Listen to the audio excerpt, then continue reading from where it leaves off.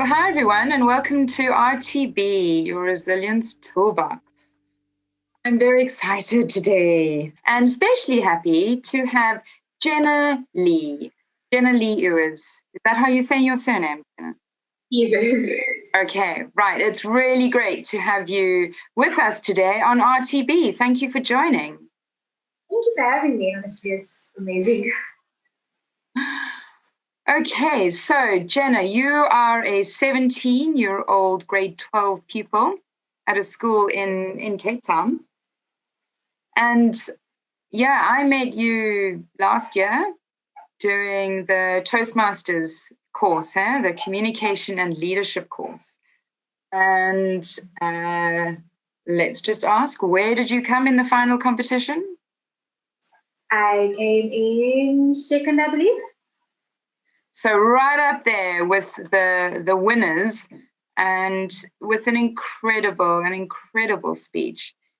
So Jenna, you spoke in your Toastmasters final competition speech about something that I think was really profound and important for all of us. And I believe it's a similar theme that you want to talk to us about today.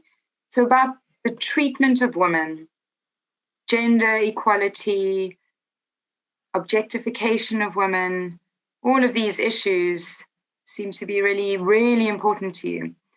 And so I would love for us to get started, for you to tell us your story, tell us why this is such an important topic in your life and why you brought it to us on Resilience Toolbox. I think for a lot of women, we've all faced a similar background in terms of gender equality and being treated as women. I personally, ever since I was really, really young, so at primary school, there was not one day when I walked up to the bus stop where I didn't get catcalled. It would be about 5 different people and all maybe over 10 years older than me. And it didn't just happen to me, it happened to all of my friends. And we'd always hear things like this happen within our friendship circle, within our grade, within other grades, people younger than us even.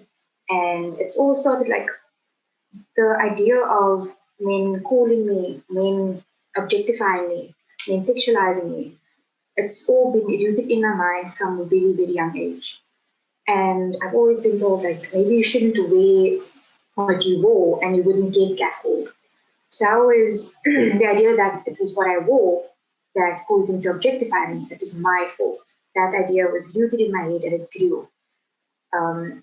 Throughout high school, throughout primary school, it was just festering. I've also had quite a few encounters, unpleasant encounters, especially sexually with opposite gender.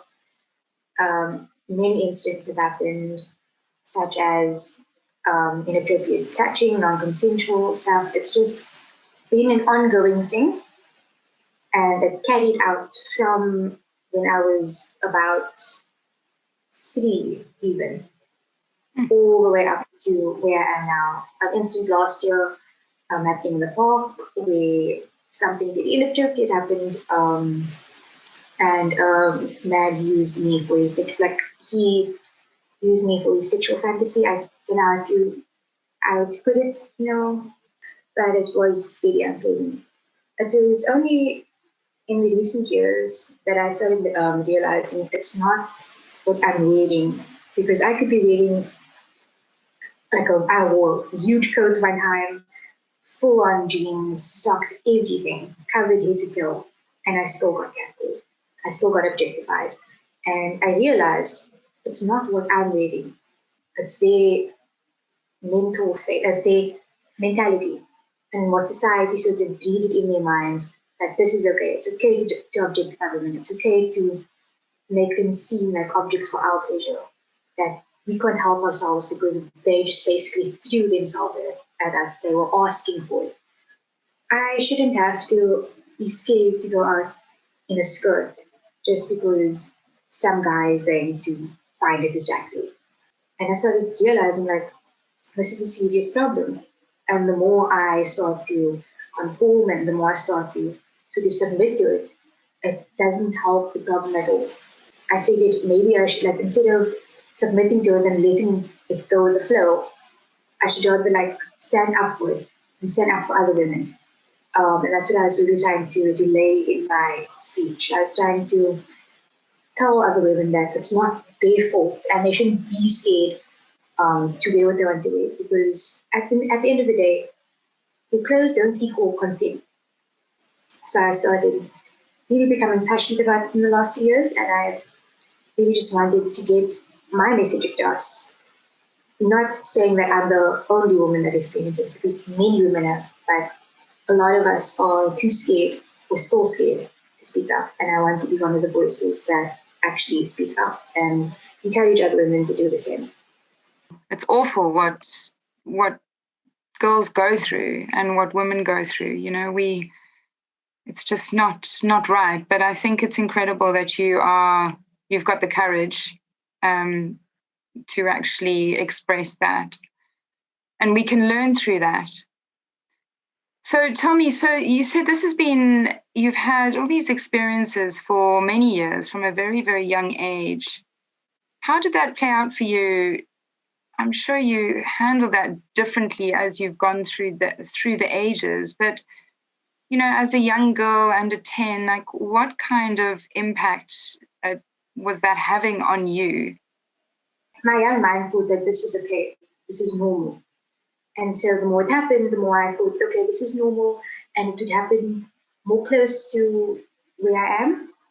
And the more I think, okay, this is normal, this is fine. I don't have to say this because it's already a yes. I mustn't say this because someone else is going to be there and then they're going to see it and then they're going to want to do something. It's sort of landed in my mind that this is sort of okay. And it carried on for a while. So I stood poorly in relationships, friendships, solely because I thought that this is okay. I felt very insecure about myself because it's either when I wasn't catcalled, I wasn't enough, or if I was catcalled, I was too easy. It was just, the world was so confusing for me because I can't fit into any box. And if I can't fit into any box, then who am I? I think all of those experiences just drove me to be this person who wanted to look a certain way for certain people and just certain way so I don't get guilt by certain people, or so I can get the attention of other people. And all of this on top of being treated poorly in relationships, being treated poorly in friendships, not being able to stand up for myself. It's just made me a weaker person and a more submissive person. But I sort of tried to grow out of it in a way. So I slowly started to see that this isn't okay. The moment when I realized that me starving myself wasn't helping, because the moment I realized that was when my brother pointed out that I basically had no legs. Like, it just disappeared. And I was, like, it clicked. I'm losing myself here. And I'm still sort of battling with that because it's either I can't eat or my appetite just leaves, but I'm slowly like picking up the eating. I'm slowly wearing what I want to wear because I want to wear it or because I feel good in it. I started to feel good when I go out because I feel good in these clothes, not for other people, but for myself. I started doing more things for myself rather than to replace other people, because I realized I'm not about to lose myself to a world that didn't want me. So was that a turning moment in a way, you know, when your brother actually commented, you know, he sort of came into your space, he pointed out that there's something wrong, and you started looking at yourself going, oh, I'm losing myself. Was that a turning point for you? It was that and like a bunch of other things. My entire family constantly like pointing out, Jenna, have you eaten today? Jenna, what's happening? Why do you like, Jenna, where have you gone? because apparently I was so thin. Them looking at my clothes and seeing it not fit me anymore. And then my partner also said to me, have you actually eaten today? Like, did you get anything in? And then I realized I forgot to eat. It became something that I just forgot about. Sure. So a lot of, people started recognizing that there were some issues mainly around your eating, but those challenges, those difficulties for you had started much earlier than that, hadn't they? I mean, it feels like it was building up. And this was just sort of a final display of your difficulties, your loss of identity. And I that difficulty you're saying, like you don't want to be seen, but you do. You don't want that kind of recognition, the catcalling and all the commentary from that part of the world, but you do want it because it's been a constant for so many years that's what's kind of validated you. So that must be a very challenging space to be in. It really is, because as I've grown up, I noticed that a lot of things are either being objectified or being sexualized a lot more often. So certain types of clothing that I wear, and it's a lot to do with women and who we are. So the clothes that I wear, being in a same-sex relationship has also often been so sexualized, it makes me feel uncomfortable going out in public because you can see, and it makes you feel so uncomfortable and suffocated.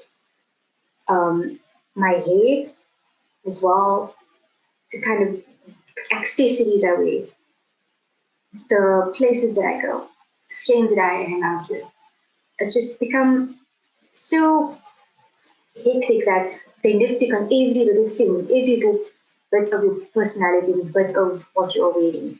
And they find a way to sort of sexualize it. And it's gotten to the point where sometimes I don't feel comfortable going outside without having a bunch of eyes on me. Sometimes I don't feel like going on, like, sometimes it's so scary if you go out on a date and you see people looking at you. And you see guys clearly looking at you and catcalling you. It's gotten to the point where I've seen myself and I've seen so many of my friends. I can't even count it on my hands. That's how many it is. Women who have been called, touched.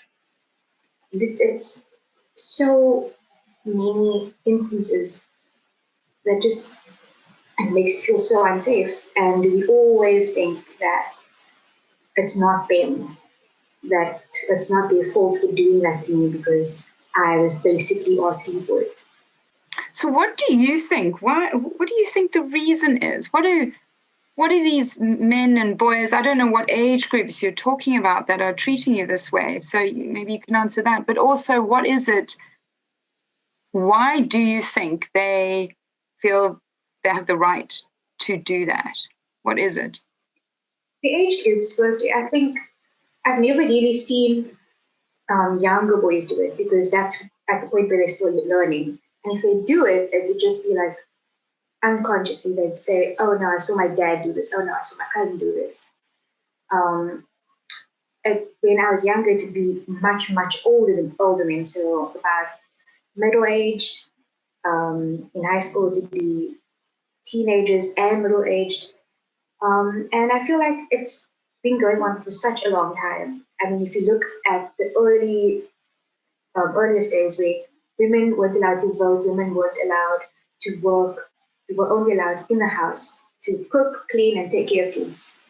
And that gave us a sort of more submissive role, and the men sort of had this superiority feeling, and they wanted to hold on to that. And it's been going on, and even when women fought to vote and fought to work, men were still given the higher paid jobs. Men were still being elected more. I mean, it's been years, and Meg's only had the first women vice president. And it's, I know. Yeah, it's just, and I feel like it's been going on for that long. And even though we've been fighting it, not many people are trying to break the cycle. So a guy is seen beating his wife, and his son sees that and then carries on. Or the boys in groups, like for example in teenage groups, they sort of objectify women, and in order to look cool, they jump on the bandwagon. And that's this toxic masculinity. It's not present in all men, but because some men are too scared to speak up against it, they sort of group in with everyone. And it's just been going on, and I think it's going to be very difficult to break the cycle, because there are few good men out in this world, but I think those few good men can do a great deal. Mm. And so I was just wondering as well, you were saying that people started noticing that there was something, you were having difficulties or something because of your weight loss and the way that you were eating. And I wonder, however these issues were going on before that, you were experiencing the same things and it was building up in your head. Do you think there were other signs that if they'd been spotted, somebody could have reacted and helped you at an earlier stage? Do you think there was anything else that yourself was changing for you, or you were experiencing something? A lot of it was just changing how I looked, because everybody knew I had a certain style and this is how I wanted to dress. And then all of a sudden I stopped. I didn't want to wear certain things. I refused to wear skirts. And if I did wear a skirt, it'd always be long. There's an incident in grade 8 where I was grabbed on my way to a bus stop, and I was pulled towards a car. And at that moment, I was like, I'm not going to take the bus again. And I was not allowed to since then.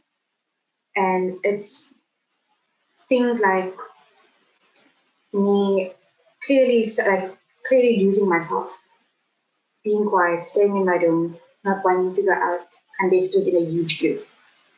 Not wanting to go out unless there were a few guys present, just to, be sort of bodyguards. Also, clear self-harm, clearly like losing myself, in the sense that I don't speak. I don't really want to go to sort of gatherings that include a lot of men. I don't want to go to places where I know they men, or I don't want to put myself out there because I know I'm going to get hurt again. Or I don't want to have certain things because I'm going to be told that I'm eating too much again. When did all of those changes start that sort of then ended up with you having serious eating disorder? It would be around grade 6 or 7. That would be 12, 13. Oh. That's the age where I started like really looking at myself and being more insecure,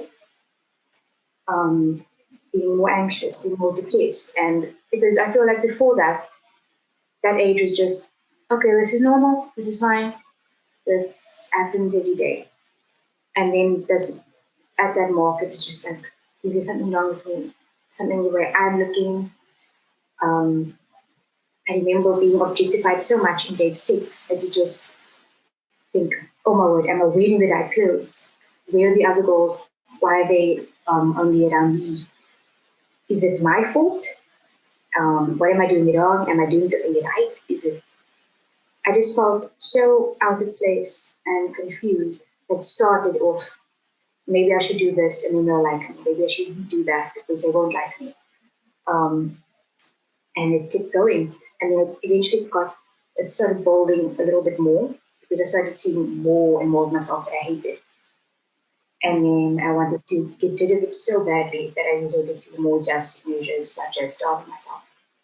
Eventually until about last year, maybe the year before that, like halfway through the year before that. What happened for you? You started saying, okay, at the age of 13, people started becoming aware of things, and it's almost like you did as well. You started realizing, and you said, I didn't want to disappear. So talk to me from about that point onwards. What did you do to help yourself get through the difficult, hard stuff you'd gone through? A lot of it was support from friends and family, just having them by me, because I couldn't see what I was doing to myself. They could see it. So hearing what was happening with me, and then they hear. When did you first tell someone? I first told my brother and my partner about how I starved myself. I never openly said it before I said it to them. And at that point, they were just like, that's not healthy. And I told them that it's gotten to the point where I just forget to eat. I forget to do certain things that I need to live. And it was at that point that they knew that they needed help. So my brother would always watch what I would bring back to the kitchen after supper, because sometimes I'd bring a full plate back, or sometimes I'd bring a half a plate back. And then he'd look at it, and then he'd always comment on it. So I'd know, okay, am I eating or am I not eating? My partner would always eat with me. So it would be mornings, afternoons, and evenings. And I started off with one meal a day. And my partner not eating would always result in me wanting to eat so that they. So I was like, okay, you know what? I have to. So I've gotten up to 2 meals a day so far. And they're relatively big meals with snacks and everything. Then I spoke to my mom more openly about it.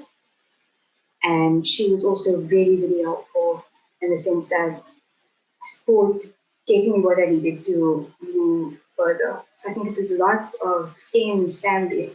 And in order to sort of get my view on myself, I had to do a lot of meditation. I had to look within myself. And surprisingly, music helped a lot. I remember in about the 90s, my favorite band, BTS, came out with this album called Love Yourself. And every single day I would listen to it on repeat. And you think it doesn't do anything, but reading the lyrics, listening to the song, and surrounding myself with that entirety every day sort of made me realize I should love myself. I should be content with who I am, because I'm going to be stuck with me for the rest of my life. Surrounding myself with positivity, or surrounding myself with good guys who can sort of show me that there are guys in the world that are, not objectifying women. Other than music, it would just be doing things that make me happy, finding things that I know will bring me some sort of joy. Watching movies or dancing or walking, just to relieve some of the stress, to relieve some of the anger that I have built up within me, and just give me a little bit of happiness made by myself and not by other people. Did you speak to people about the reasons why it got to that point that your diet was affected? More recently, I've gotten more used to the idea of being open about my story, because other people need to hear it, and so they can watch out for signs in other goals. They can get it in their heads that maybe that girl who's walking there isn't all okay. Maybe she doesn't like that guy catcalling her. And I feel like if I were to tell them, they can see it in my cousin, they can see it in my friend, they can see it in their nieces. So I started speaking about it more recently in speeches. I would speak about it just to find, like in regular conversations, say, hey mom, I did this because of this. And I wasn't happy about it with my body, but now I'm slowly starting to appreciate my body and looking after myself. And it started off with more with friends and then family, and I eventually realized I needed to get it out there so more people can think, if I share my story, then other girls won't have the story to share. Was it easier for you to share about your dietary issues and your eating disorder than it was to share about what other people had been doing to you? It was never easy. It was one of the hardest things. Like it's really difficult to speak about because it's things that I've kept to myself for years. And sometimes, me personally, and I know for a lot of people, when you bottle things up for that long, you think it becomes irrelevant after a certain period of time. And for a long time, I thought that was irrelevant just because it happened years ago. And have you, or do you know of anyone or others that, have heard your story and themselves been able to talk about theirs? I've had a lot of people reach out to me on Instagram, and people reach out to me over WhatsApp, hearing my story, and they tell me it's so amazing that you can find strength to speak about this certain subject because I, for one, couldn't. Like, I, for one, don't feel comfortable speaking about my opinion out loud. And I feel like your story was told, my story was told to you. And so how has that changed your perception of yourself? My perception of myself is so much better now, knowing that I am enough and I'm somehow making a change somewhere. And my story is reaching some ears.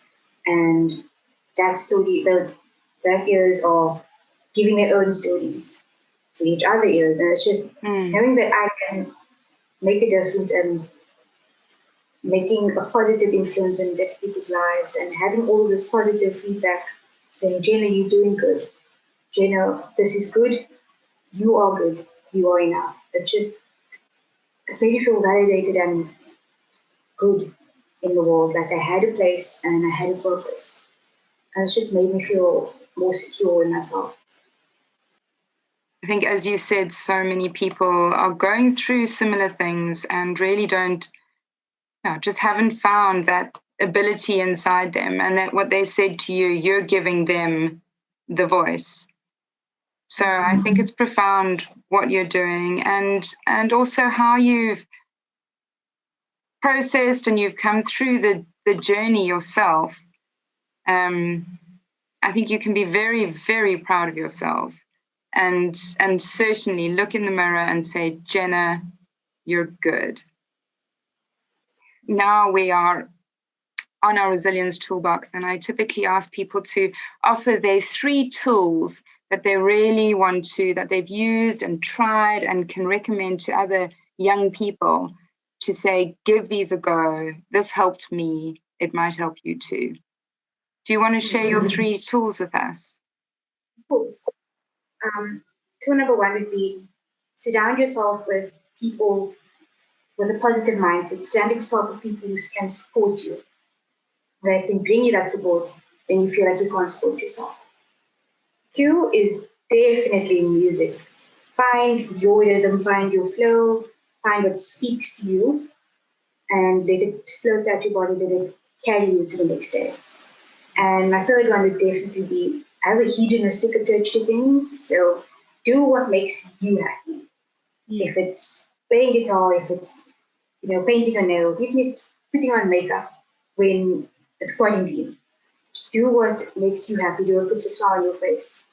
Even because sometimes people won't be there to do that for you. You can learn how to make yourself happy and how to be happy with yourself. That's beautiful. And I love that one. It's learn what makes you happy. Because sometimes it is that, isn't it? It sounds like that was, in your journey, because you were very much about the outside world. And so it really is a learning process for what makes you happy. What did you do to learn and get the courage to do the things that make you happy? I branched out a lot. Because, lockdown, there's a lot of things you can do, but a lot of things you can't do, and a lot of things you can find to do indoors. So I try to branch out and get out of my comfort zone. Try to find things that I think would make me happy. Some days I'd wake up and think, oh, I feel like baking a cake, or I feel like I'm looking at TikToks that will help me with my makeup. or I feel like doing this exercise today, or things like that. And it's not like you can just look inside yourself. You have to try out different things to try and fill a situation. See if you like this thing, and if you don't, then you move on. All right. And music. Do you like dancing? Most of the time, yes, alone, because it's more feel good if I can just do some random move that I can't be embarrassed by. Lovely, beautiful. I love dancing as well. And also alone is very cool. All right, Jenna-Lee. I think we're going to wrap it up there. I want to say thank you from really deep, because I know that, this isn't easy to speak about, your whole journey. And I want to applaud you and for getting more and more comfortable and, with being so articulate with how you are explaining it, so that the rest of us out there can really hear what you're saying. And for those of us and the listeners who this is sparking something for, it will give them, I think, some courage to maybe be able to follow some of those tools that you've used and some of those ways to kind of get yourself out of a very dark place into where you are now, lightness and brightness and beauty and just, a great, great spirit just oozing out of you. So thank you very much. Thank you so much for sharing. Thank you so much for having us. It's an amazing opportunity. All right. And do you have any last words for our listeners out there? Just that don't think that it's your fault for society's bad things that happens to you.